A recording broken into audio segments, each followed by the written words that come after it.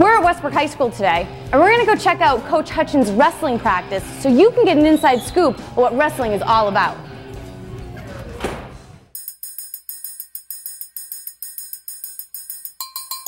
Shout, let it all out. These are the things I can do without. Come on, I'm talking to you, so come on.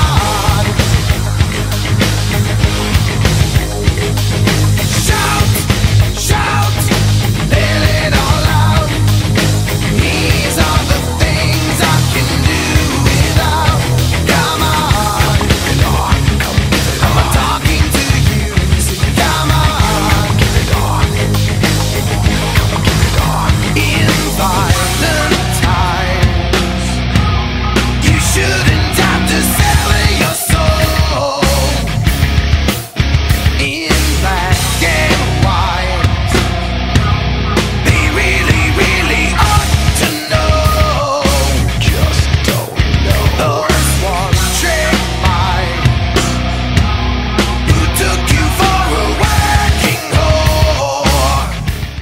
Coach, what are some basic moves in wrestling?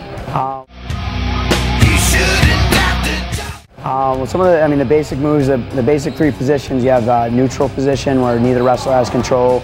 You have offensive position where, if you're in control of your opponent, and defensive position when you're being controlled. And then there's some basic moves to get in each of those. And myself, along with a couple of my wrestlers, or three of my wrestlers, we're going to demonstrate some of those. So one of the most basic moves that the littlest peewees learn, but is effective at the highest level of competition, is called just a double leg takedown. Double leg takedown, the way we drill it, is essentially broken down into 4 parts. The first step is, you have a good wrestling stance, is you lower your level from your hips, and then you slide step forward, step 2. Your third step, we call it penetration step. You're driving, you're aiming for a point past your opponent's feet. Here, with your head up, your chest and your back should be in an upward position, your head coming to the outside, and you snake your arms around the leg, and then you drive your front knee to the mat and bring your trail leg up to earn the 2 points. Just don't beat me up so much. So that would be called a 2-point takedown from a double leg shot.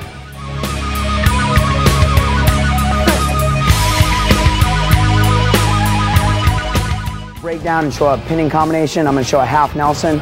Again, I'm going to break my opponent down here. What I'm going to do is, this is called a cross wrist half. I'm going to pull this wrist as hard as I can through to turn my opponent to his side. And I do that by putting my shoulder in his back. Now I come out and, keeping pressure here on the back, I play pass with one hand to the other, which leaves an opening in this arm. I punch across his head, elbow to the mat, scoop in, okay, so that his neck is in the crook of my elbow. And then I'm chest on his chest and arching my back up and a wide base of my feet. So what that does is exposes your opponent's back to the mat, and if you can hold your opponent in that position with one shoulder touching the mat for 2, 3, or 4 seconds, it earns 2 what are called near fall points. And if you can keep them there 5 seconds or longer, it's 3 points. And if you can expose both shoulders to the mat simultaneously for 2 seconds, it's called a fall or a pin, and then at that point the match is over regardless of score.